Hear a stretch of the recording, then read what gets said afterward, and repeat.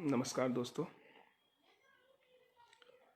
सभी फेसबुक मित्रगणों को नमस्कार। अभी कुछ दिनों से थोड़ा स्वास्थ्य ठीक नहीं चल रहा था, इसलिए घर पे ही हूँ। तो सोचा आज छोटी बिटिया रानी का जन्मदिन है, तो क्यों ना आप सबके साथ में लाइव फेसबुक के माध्यम से इसको मनाया जाए।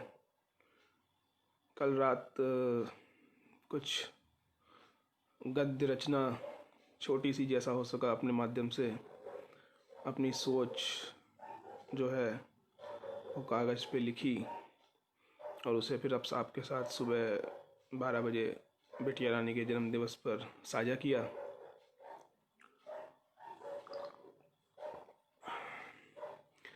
सोचा क्यों ना उसी गद्य रचना को जो है पद्य के माध्यम से आप सभी के सम्मुख रखूं।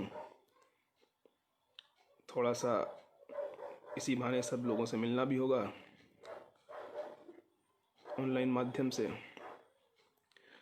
तो वही कविता जो मैंने अपनी बेटी के लिए लिखी थी, बिटिया आराध्या के लिए, उसको कभी कभी थोड़ा गुस्सा हो जाती हो तो कभी कभी अपनी दीदी को डांट से बचाने के लिए अपनी अम्मा से भी भिड़ जाती हो।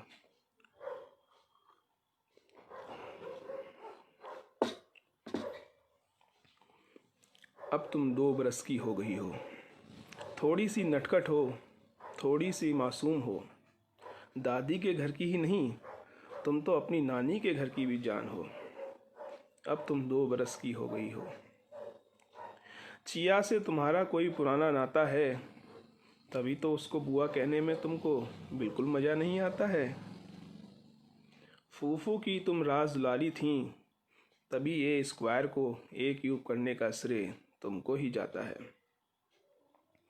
अब तुम 2 बरस की हो गई हो।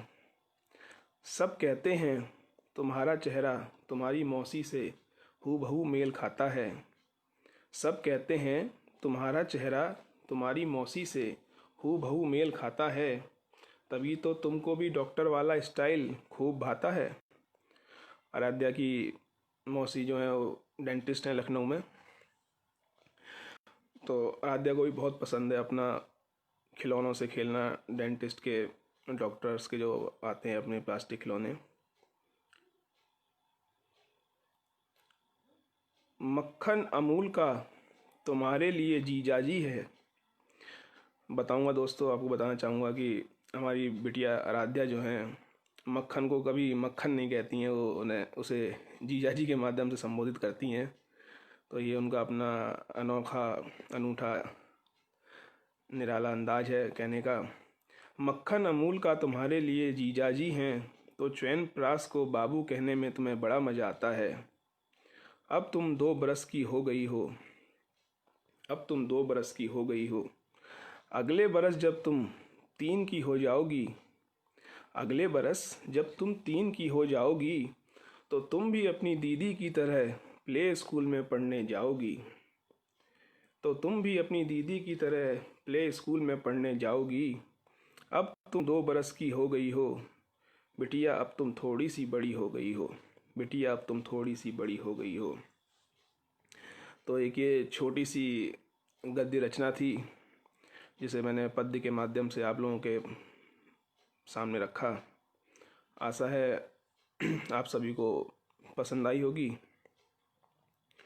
और बाकी और बेहतर करने के लिए आगे आप लोगों के सम्मुख लाइव आते रहेंगे। अपने शौक़ को ज़िंदा रखना है तो कुछ ना कुछ नया करते रहना चाहिए, यही जीवन है। बाकी जल्दी स्वास्थ्य अपना ठीक करते हुए फिर से अपने कार्य क्षेत्र में उपस्थित होऊंगा। आप सबका आशीर्वाद बना रहे। धन्यवाद।